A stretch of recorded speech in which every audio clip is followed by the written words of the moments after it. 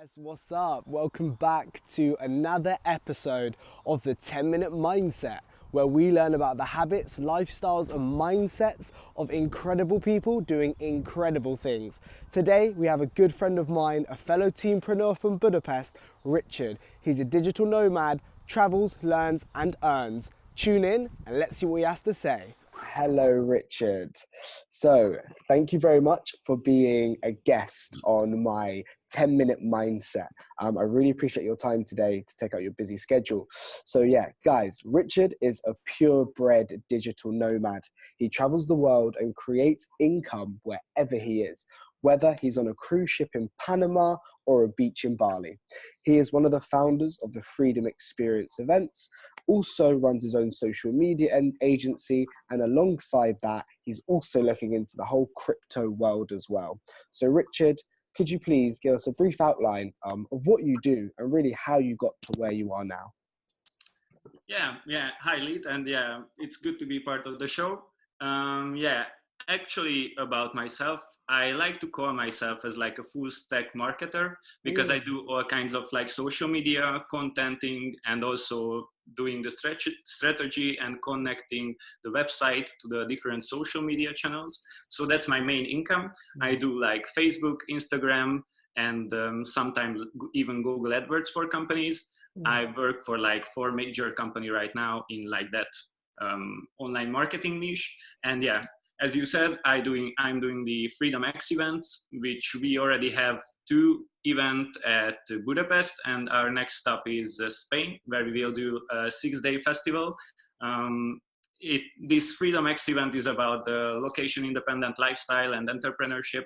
So yeah, as you said, like you can work in today's society, you can work wherever you want. When you want it, you only need a laptop and a Wi-Fi connection, and yeah, you can make like great connections with people from all around the world. So that's my main job. Yeah, awesome, man. That's awesome. And sort of like, what really inspired you to get to do what you're doing? Yeah, from the beginning, I was always pretty like persuasive about my dreams, and I was like 17 when I started working in like a Mexican fast food restaurant. Like that was my first like real job.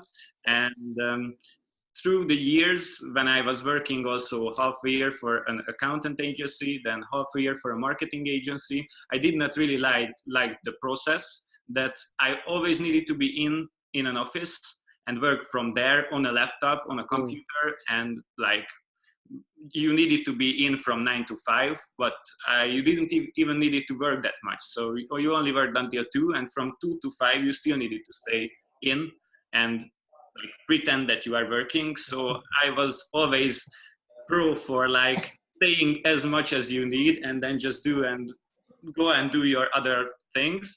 So that was one of my main things when I started to do entrepreneurship, that I want to work as much as I can on stuff that I like, and I want to work when I need to work, and when I don't, I just want to handle like other stuff, like or go. I can imagine you are incredibly busy as a person, juggling your projects, juggling your businesses, as well as trying to live your life. Do you have any tips or tricks for people, or any advice to sort of help people understand how they can handle the busy life? Yeah. With the project management, I like created my own like style of using it, and I was even starting it in the school, like with the classes and everything. I had like a different kind of system that I used to like track these scheduled like school hours and stuff like these, and then I implemented these things into my entrepreneur studies as well. I use like iCalendar and also Google Drive at the same time, and I keep like different tabs on different calendars. And I really love like iCalendar because I use like a MacBook and also an iPhone, and it's like connected. So if I have a discussion with someone, I just need to write up something. I just write it in my phone, and it instantly appears in my laptop as well. So that's a pretty good way to track your dates. And for like project wise, I just use my like old school black book, which is always like here with me. And all the knowledge I need. I just use the pages, like write up all my things I need to do, and then I just like move from page to page and handle the new information with like a new page. I add some stuff to the previously written material, and yeah, that's how I roll. Amazing, man. You definitely really utilized technology there to its greatest potential. It's good to know you still use a handy black book as well, because some people are like, oh, they forget about paper, but it's good to know that there's still a use in this world for a bit of paper. That's awesome, man. So what I'm also interested in really is the power of habits and how daily rituals and habits really allow people to optimize their mindset and be really high performing. What sort of habits do you do on a day-to-day basis that allow you to be so successful in what you do? Well, one of my biggest habit is like not instantly working in the morning. I used to do that a lot. Like I woke up, I instantly started to use my phone, checking all Mm, the emails, checking all the Facebook and Instagram comments, likes, replies, everything what was happening. But then it made my like brain flush with all kind of information in the morning, and because of that, through the whole day, I couldn't work as effective as I do wow. it now. So it's more cooler that I start the day with a big breakfast. Like that's Yeah. one of my main things, and I really love breakfast. So I just wake up and go to a corner breakfast place. I take my time. I bring the book with myself, and I stay there for 1 hour. So I eat the breakfast. I read some pages from the book. There is like no main like page that I want to say like I read 10 page or five. Sometimes I read like 5 chapters. Sometimes I just read like 5 pages. But Mm. still, like every morning I do this, and it's good because I educate myself about business. I read different business books, and it's also good because I just have like some new knowledge that I learned from a book, and through the day I always thinking about what I just learned and try to use it through my process of working. Amazing, man. That's wicked. I think I'm one of those culprits who gets up in the morning and grabs their phone. So maybe I should be taking a bit of your knowledge and stop doing that. I think you're so right. I think it's too much information flushed in one morning. So that sounds nice, though. Nice big breakfast. I love that. Awesome, man. So, of course, as an entrepreneur, you must have really been on a journey. And within that journey, you would have faced some big challenges. What would you say has been sort of your biggest challenge that you've experienced, and how did you overcome it? Was a client, and this client paid me the least amount of money, and this client had like the most problems with everything always, and it was like a pretty small company. Mm, In the other hand, for the other companies I was working for, mm, and this small company had all the problems, and they always throw back my graphics, they throw back my content, everything, to like rewrite them and do it again.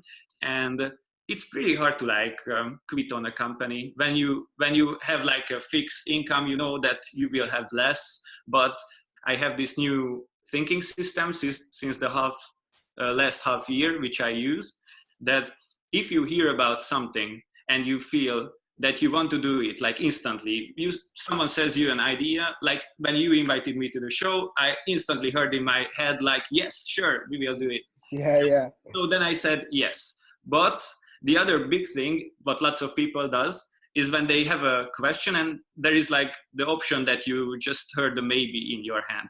Mm, And that this maybe often goes into a yes.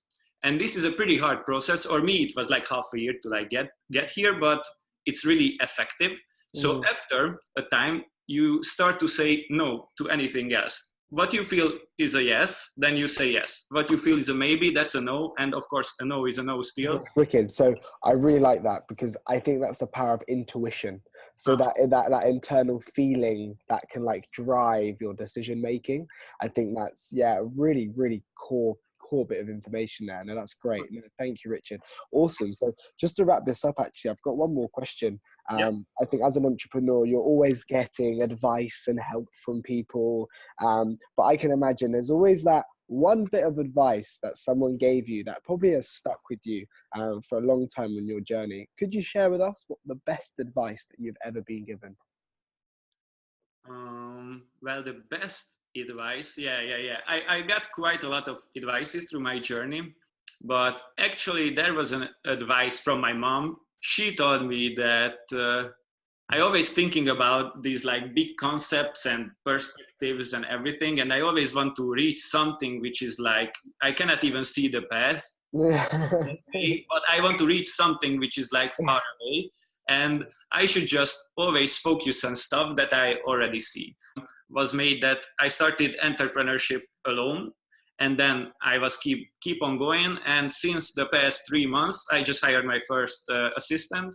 So yeah, keep with the things that you already see and do the things you already see, and don't think about the steps that is like so far that you cannot even tell what leads to that place. Just do what you see in your circle, in your area. Amazing, man. So just really focusing on the present moment and being in control of what you can control, and then just really chipping away at that in process to then towards that bigger vision, but just focusing on what you can do each day. Yeah. Amazing, man. Wicked. Richard, it's been an absolute pleasure. Thank you so much for taking time out of your busy schedule to be part of the 10-minute mindset. I'm grateful, and I really hope that people watching also got some great knowledge and insight as well. Thank you very much. Yeah, Cool. thank you for the show. No worries. I'll speak to you soon. Cheers. Thank you.